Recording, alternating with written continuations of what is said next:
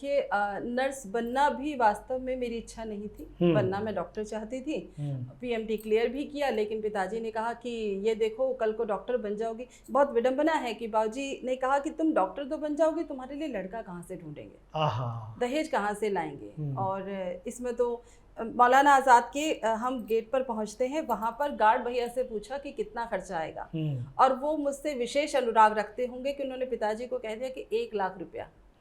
और बाबूजी की हैसियत नहीं थी 1 लाख रुपया खर्च करने की। उन्होंने कहा घर बेच दूंगा तब भी नहीं आएगा, घर चलो। और हकीकत बताऊं तो ऐसा कोई खर्च आने वाला नहीं था जी।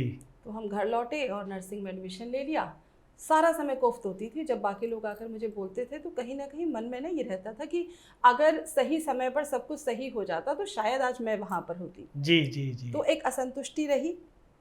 शादी हुई, एक कहते हैं बिना बाजू वाला सफ़ेद कोट था जिसके साथ सरकारी नौकरी मिली। हालांकि उससे मेरा जीवन यापन में और परिवार की ज़रूरतों को पूरा करने में बहुत सहायता रही। साथ ही साथ बहुत सारे अनुभव भी मिले। इसी दौरान क्योंकि पतिदेव एडवोकेट हैं तो उन्होंने कहा कि मैं यदि किसी और को अपने साथ जोड़ता हूँ तो उस केस में मुझे थोड़ी दिक्कत रहेगी, तो क्यों ना तुम लॉ कर लो।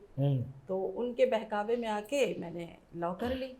लॉ करने के बाद में फिर उनके बहकावे में आके मैंने जॉब छोड़ दी।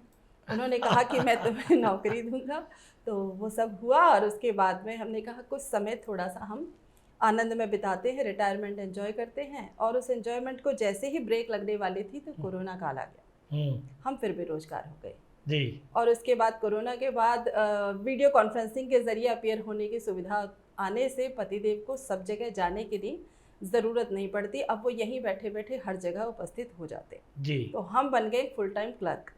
क्या बात है। लेखा जोखा रखते हैं, और इस लेखा जोखा रखने का सबसे अच्छा कहें कि जो मेरे जीवन में प्रभाव आया है, अब मुझे पूरी तरह पता होता है कि किस क्लाइंट से कितना लेन देन हो रहा है।